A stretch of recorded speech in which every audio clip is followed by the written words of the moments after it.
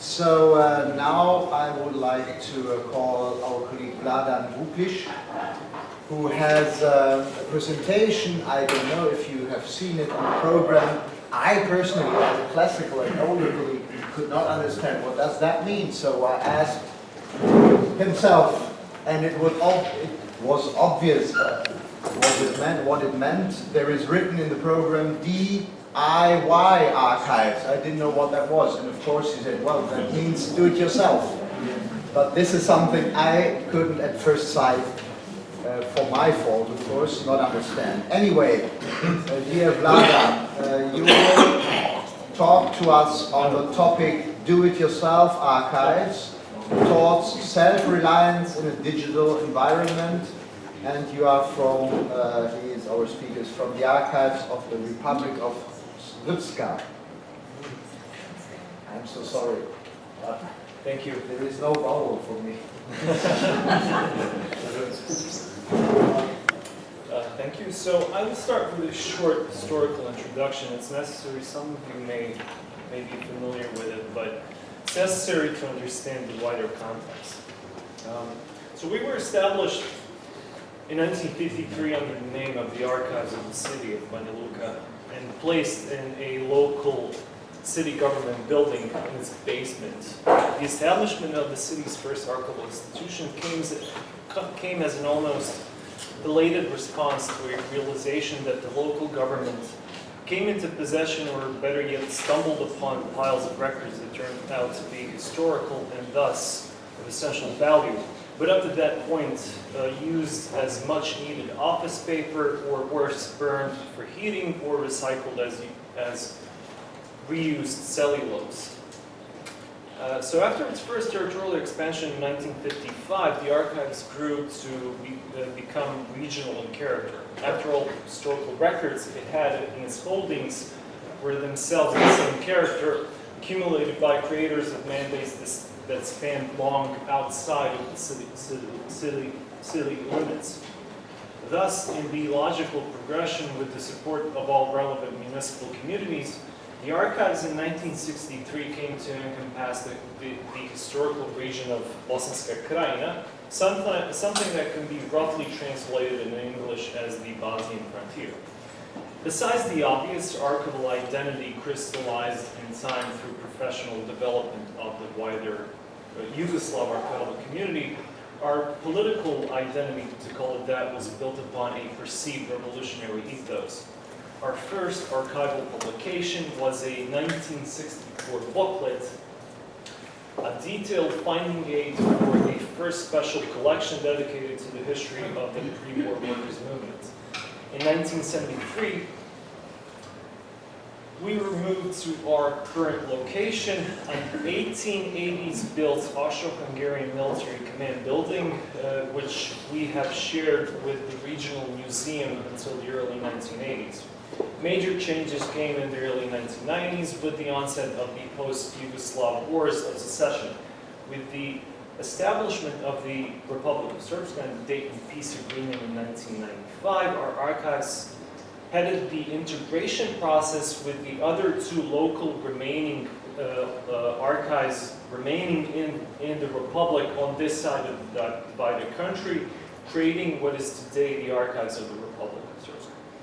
On the other hand, the former archives in Banja Luka, on the one hand, the former archives in Banja Luka lost some of its supervisory territory, but on the other, it headed a larger archival network and established 3 new regional archival offices. As all of the other cultural institutions, the archives had to go through a tumultuous process of a so-called transition, facing indirect consequences of war and some direct effects of the wider systemic changes towards a neoliberal, deregulated market economy. During this time, it witnessed destruction of records on a massive scale, mostly of disbanded and evicted communist and its auxiliary organizations, as well as of major formerly state-owned and then privatized and run-down companies. In the early 2000s, the Archives of the Republic was integrated into the state administration system. Now, the upside was there was more funding in general and the salaries went up. The downside was the salaries now compose almost 97% of the budget, with the 3%, remaining 3% going to fuel, cleaning, small equipment, electricity, and water bills. The logic of day-to-day operations had to succumb to a globalized logic of a market-driven and austerity-driven system. Now, let me read you a quote, an excerpt from a paper by Jamie Lee and Marika Seifer, who explained the underlying dangers lurking within this strict system. So they write, the introduction of market rhetoric and the submission of archival work to market metrics and other practices drawn directly from the market plays out in numerous ways, including the new emphases with the administration of public institutions on cost efficiency and profitability. A prime example is the increasingly pervasive rhetoric framing archival users as customers.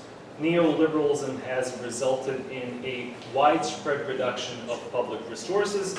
Such reductions are often key factors in the de- and underfunding of archives, libraries, and other institutions of the public good.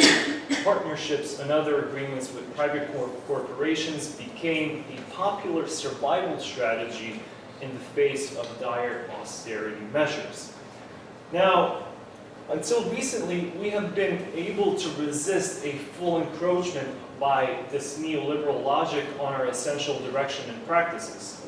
So we always operate under the assumption that we are a public service first, answering to the citizens and working in the general public interest. We've managed to establish regular means of additional income, primarily through records management services charging the private sector, but also by tapping into various monetary sources through research projects, exhibitions, and in other ways.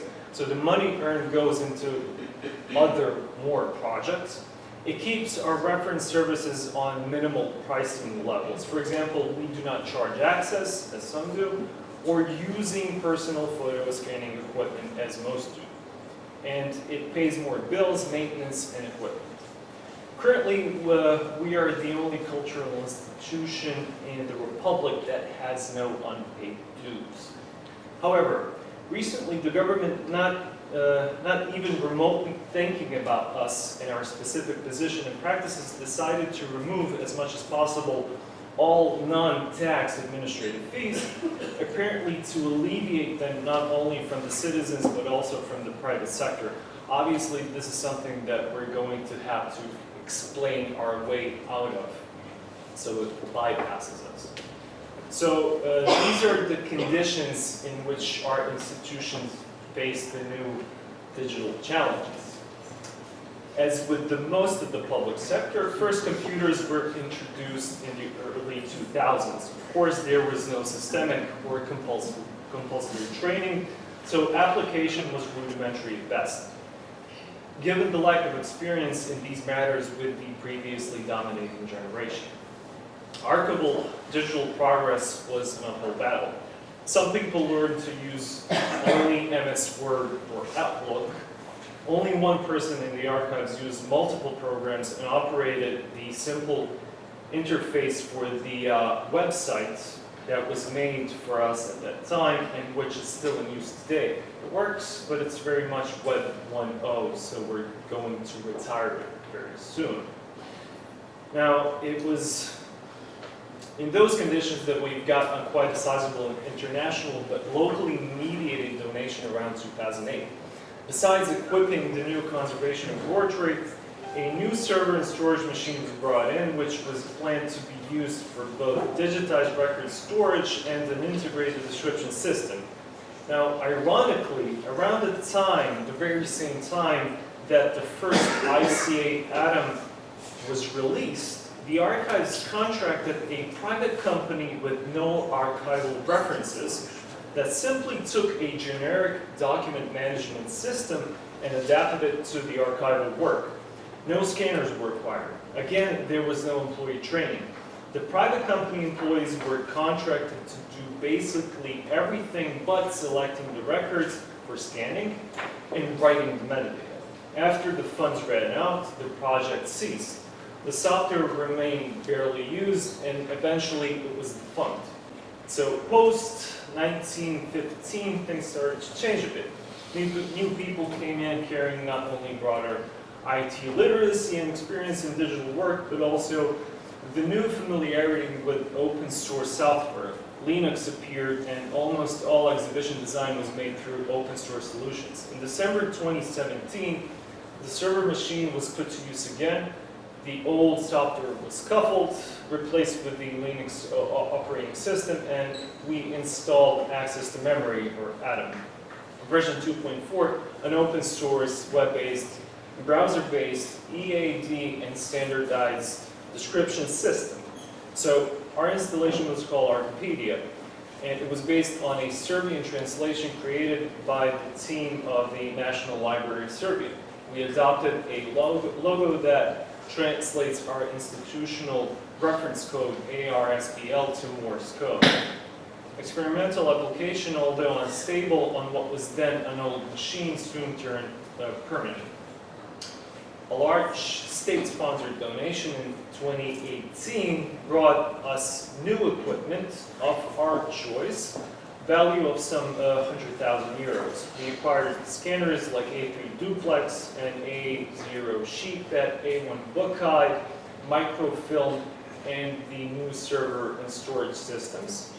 So Atom was migrated and stabilized, while our new internal storage database of newly digitized records is structured to mirror Atom data. So metadata and storage were set up as parallel structures that can intersect if necessary. Nothing that is scanned goes into storage unless it has its description in Atom. Its reference code has to be its file name at the same time. So precisely because this process is not fully automated, it gives us a chance to perform quality control and revision. Eventually, if we decide so, we can ingest a digitized record into the system itself, thus making it available through the browser. Before doing so, if it's textual, we perform OCR and then attach it to its respective entry. In that way, its contents become fully searchable. So with the new system, we're performing two strands of operations. The primary strand that is composed of total top-down description. We're almost finished with inserting all of the entries of fonts and collections at the top level. Now, the plan is after inserting minimally required metadata, we will then insert top-level scope and content description, and then move downwards, at first using the old finding aids. So this top-down approach, in my opinion, for now, directs us towards further revising our processing practices, encouraging us to adopt a more MPLP-oriented approach. Now, the second strand of operations is composed of digitization and ingestion. There are three ongoing mini-projects. One is the digitization of the photographic collection, which will be openly available through Atom in total, but in a lesser resolution with a watermark at F-base.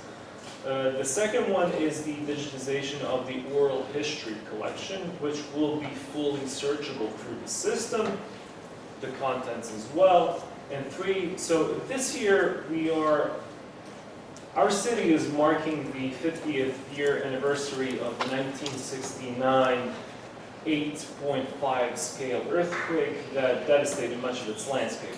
So besides working on a major exhibition, we're digitizing the entire 1969 special collection. In doing so, we've entered into cooperation with the State Film Archives in East Sarajevo in order to digitally capture, so to speak, the content of our own film collection, mostly connected with the earthquake. So additionally, we're currently designing our new website ourselves with more user-oriented features. Of course, no coding is required, as we're using simply a WordPress theme. Recently, we have started an Instagram profile. Oh, just one more information. So tomorrow we will know whether Banja Luka is a 2024 European Capital of Culture.